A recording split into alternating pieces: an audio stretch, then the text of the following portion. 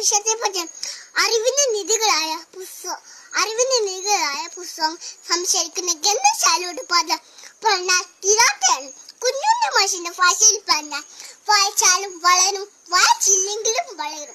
വായിച്ചു വളയുന്നവൻ വിളയും, വായിക്കാതെ വളയുന്നവൻ വളയും. വളരെ അർത്ഥത്തോടെ നീതി വാക്കണം. ഓരോ വ്യക്തി അത് വളർന്ന് വിളയുന്ന വ്യക്തിത്വ ഭാഗമാക്കണമെന്ന് വായിക്കണമെന്നാണ് കവി പറയുന്നത്. വായന മനസ്സിന്റെ ഭക്ഷണമാണ്. മനസ്സിന്റെ ഭാഷ നിലനിർത്തുന്നു.